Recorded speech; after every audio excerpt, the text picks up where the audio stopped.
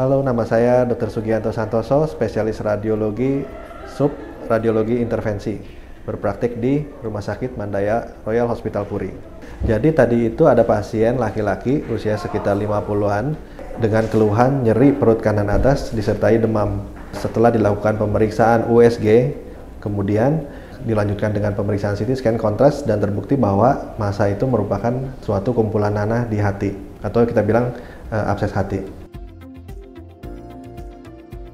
Jadi tindakan tadi dinamakan percutaneous transhepatic abscess drainage dari liver.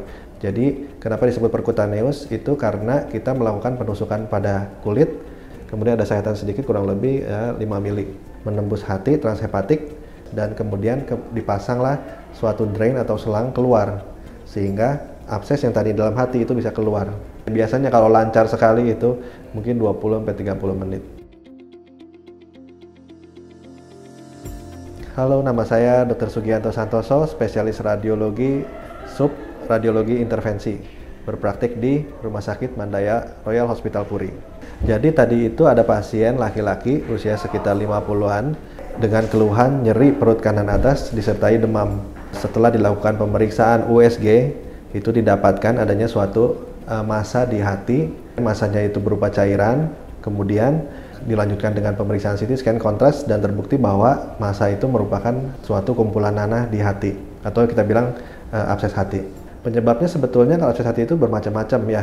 Salah satunya itu yang paling sering adalah peradangan empedu kemudian yang melekat pada hati kemudian terjadi abses pada hati. Tetapi ada juga pada pasien-pasien seperti ini itu munculnya tiba-tiba karena ada infeksi kuman yang kemungkinan berasal dari darah.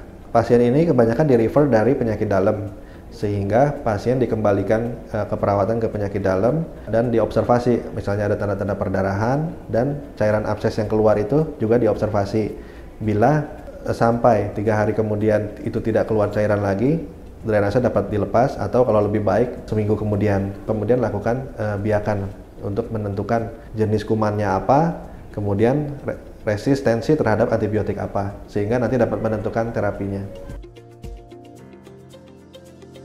Di bidang radiologi intervensi itu kita melakukan tindakan-tindakan itu yang tidak terlalu mayor, artinya kita tidak seperti membuka perut. Jadi tindakan tadi dinamakan percutaneous transhepatic abscess drainage dari liver.